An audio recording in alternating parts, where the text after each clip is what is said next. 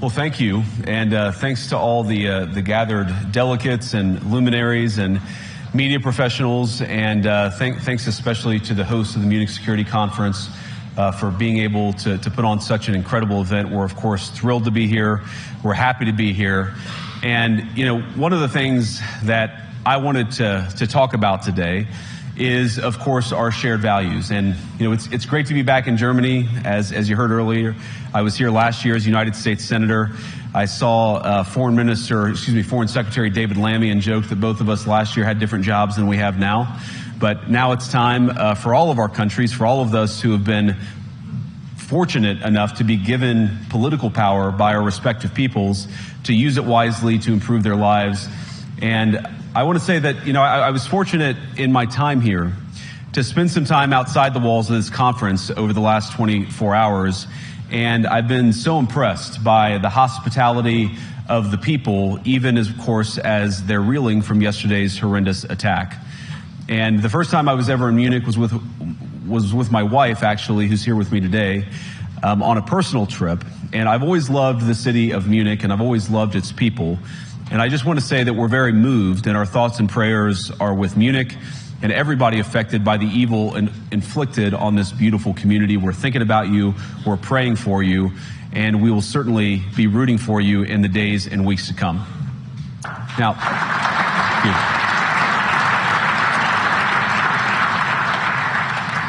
I hope that's not the last bit of applause that I get, but we gather at this conference, of course, to discuss security, and normally we mean threats to our external security. I see many great military leaders gathered here today. But while the Trump administration is very concerned with European security and believes that we can come to a reasonable settlement between Russia and Ukraine, and we also believe that it's important in the coming years for Europe to step up in a big way to provide for its own defense, the threat that I worry the most about vis-a-vis Europe is not Russia, it's not China, it's not any other external actor. And what I worry about is the threat from within, the retreat of Europe from some of its most fundamental values, values shared with the United States of America. Now, I was struck that a former European commissioner went on television recently and sounded delighted that the Romanian government had just annulled an entire election. He warned that if things don't go to plan, the very same thing could happen in Germany too. Now, these cavalier statements are shocking to American ears. For years, we've been told that everything we fund and support is in the name of our shared democratic values. Everything from our Ukraine policy to digital censorship is billed as a defense of democracy. But when we see European courts canceling elections and senior officials threatening to cancel others, we ought to ask whether we're holding ourselves to an appropriately high standard. And I say ourselves because I fundamentally believe that we are on the same team. We must do more than talk about democratic values, we must live them. Now, within living memory of many of you in this room, the Cold War positioned defenders of democracy against much more tyrannical forces on this continent. And consider the side in that fight that censored dissidents, that closed churches, that canceled elections. Were they the good guys? Certainly not. And thank God they lost the Cold War. They lost because they neither valued nor respected all of the extraordinary blessings of liberty. The freedom to surprise, to make mistakes, to invent, to build. As it turns out, you can't mandate innovation or creativity, just as you can't force people what to think, what to feel, or what to believe. And we believe those things are certainly connected.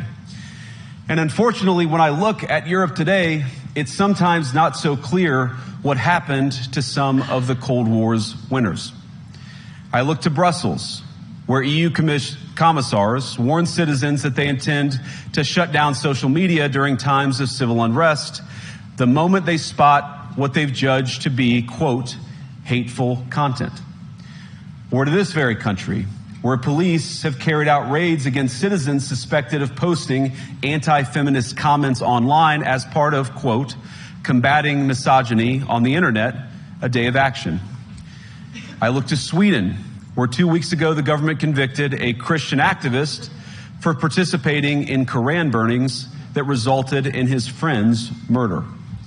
And as the judge in his case chillingly noted, Sweden's laws to supposedly protect free expression do not, in fact, grant, and I'm quoting, a free pass to do or say anything without risking offending the group that holds that belief. And perhaps most concerningly, I look to our very dear friends, the United Kingdom, where the backslide away from conscience rights has placed the basic liberties of religious Britons in particular in the crosshairs. A little over 2 years ago, the British government charged Adam Smith Connor, a 51-year-old physiotherapist and an Army veteran, with the heinous crime of standing 50 meters from an abortion clinic and silently praying for 3 minutes. Not obstructing anyone, not interacting with anyone, just silently praying on his own. And after British law enforcement spotted him and demanded to know what he was praying for, Adam replied simply, it was on behalf of the unborn son he and his former girlfriend had aborted years before. Now, the officers were not moved. Adam was found guilty of breaking the government's new buffer zones law, which criminalizes silent prayer and other actions that could influence a person's decision within 200 meters of an abortion facility. He was sentenced to pay thousands of pounds in legal costs to the prosecution. Now, I wish I could say that this was a fluke, a one-off crazy example of a badly written law being enacted against a single person. But no, this last October, just a few months ago, the Scottish government began distributing letters to citizens whose houses lay within so-called safe access zones, warning them that even private prayer within their own homes may amount to breaking the law. Naturally, the government urged readers to report any fellow citizens suspected guilty of thought crime. In Britain and across Europe, free speech, I fear, is in retreat. And in the interest of comedy, my friends, but also in the interest of truth, I will admit that sometimes the loudest voices for censorship have come not from within Europe, but from within my own country, where the prior administration threatened and bullied social media companies to censor so-called misinformation. Misinformation like, for example, the idea that coronavirus had likely leaked from a laboratory in China. Our own government encouraged private companies to silence people who dared to utter what turned out to be an obvious truth. So I come here today not just with an observation, but with an offer. And just as the Biden administration seemed desperate to silence people for speaking their minds, so the Trump administration will do precisely the opposite, and I hope that we can work together on that. In Washington, there is a new sheriff in town, and under Donald Trump's leadership, we may disagree with your views, but we will fight to defend your right to offer it in the public square, agree or disagree.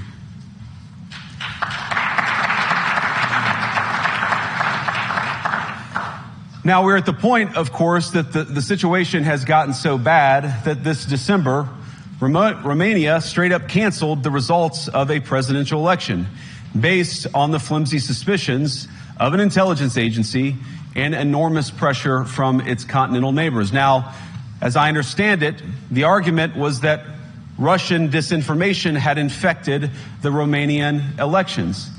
But I'd ask my European friends to have some perspective. You can believe it's wrong for Russia to buy social media advertisements to influence your elections. We certainly do. You can condemn it on the world stage even. But if your democracy can be destroyed with a few $100,000 of digital advertising from a foreign country, then it wasn't very strong to begin with. Now, the good news is that I happen to think your democracies are substantially less brittle than many people apparently fear. And I really do believe that allowing our citizens to speak their mind will make them stronger still. Which, of course, brings us back to Munich, where the organizers of this very conference have banned lawmakers representing populist parties on both the left and the right from participating in these conversations. Now again, we don't have to agree with everything or anything that people say. But when political leaders represent an important constituency, it is incumbent upon us to at least participate in dialogue with them. Now, to many of us on the other side of the Atlantic, it looks more and more like old entrenched interests hiding behind ugly Soviet-era words like misinformation and disinformation, who simply don't like the idea that somebody with an alternative viewpoint might express a different opinion or, God forbid, vote a different way or, even worse, win an election. Now, this is a security conference, and I'm sure you all came here prepared to talk about how exactly you intend to increase defense spending over the next few years in line with some new target. And that's great, because as President Trump has made abundantly clear, he believes that our European friends must play a bigger role in the future of this continent. We don't think, you hear this term, burden sharing, but we think it's an important part of being in a shared alliance together that the Europeans step up while America focuses on areas of the world that are in great danger. But let me also ask you, how will you even begin to think through the kinds of budgeting questions if we don't know what it is that we are defending in the first place? I've heard a lot already in my conversations, and I've had many, many great conversations with many people gathered here in this room. I've heard a lot about what you need to defend yourselves from, and of course that's important. But what has seemed a little bit less clear to me, and certainly I think to many of the citizens of Europe, is what exactly it is that you're defending yourselves for. What is the positive vision that animates this shared security compact that we all believe is so important? And I believe deeply that there is no security if you are afraid of the voices, the opinions, and the conscience that guide your very own people. Europe faces many challenges, but the crisis this continent faces right now, the crisis I believe we all face together, is one of our own making. If you're running in fear of your own voters, there is nothing America can do for you. Nor, for that matter, is there anything that you can do for the American people who elected me and elected President Trump. You need democratic mandates to accomplish anything of value in the coming years. Have we learned nothing that thin mandates produce unstable results? But there is so much of value that can be accomplished with the kind of democratic mandate that I think will come from being more responsive to the voices of your citizens. If you're going to enjoy competitive economies, if you're going to enjoy affordable energy and secure supply chains, then you need mandates to govern, because you have to make difficult choices to enjoy all of these things. And of course, we know that very well in America. You cannot win a democratic mandate by censoring your opponents or putting them in jail, whether that's the leader of the opposition, a humble Christian praying in her own home, or a journalist trying to report the news. Nor can you win one by disregarding your basic electorate on questions like who gets to be a part of our shared society. And of all the pressing challenges that the nations represented here face, I believe there is nothing more urgent than mass migration. Today, almost 1 in 5 people living in this country moved here from abroad. That is, of course, an all-time high. It's a similar number, by the way, in the United States, also an all-time high. The number of immigrants who entered the EU from non-EU countries doubled between 2021 and 2022 alone, and of course it's gotten much higher since. And we know the situation, it didn't materialize in a vacuum.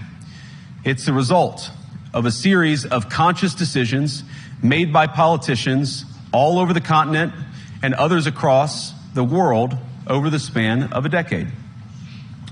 We saw the horrors wrought by these decisions yesterday in this very city.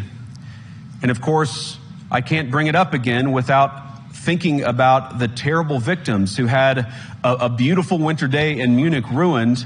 Our thoughts and prayers are with them and will remain with them. But why did this happen in the first place? It's a terrible story, but it's one we've heard way too many times in Europe and unfortunately too many times in the United States as well. An asylum seeker, often a young man in his mid-20s, already known to police, rams a car into a crowd and shatters a community. How many times must we suffer these appalling setbacks before we change course and take our shared civilization in a new direction? No voter on this continent went to the ballot box to open the floodgates to millions of unvetted immigrants. But you know what they did vote for? In England, they voted for Brexit, and agree or disagree, they voted for it. And more all over Europe, they're voting for political leaders who promise to put an end to out-of-control migration. Now, I happen to agree with a lot of these concerns, but you don't have to agree with me. I just think that people care about their homes, they care about their dreams, they care about their safety and their capacity to provide for themselves and their children. And they're smart. I think this is one of the most important things I've learned in my brief time in politics. Contrary to what you might hear a couple mountains over in Davos, the citizens of all of our nations don't generally think of themselves as educated animals or as interchangeable cogs of a global economy. And it's hardly surprising that they don't want to be shuffled about or relentlessly ignored by their leaders. And it is the business of democracy to adjudicate these big questions at the ballot box.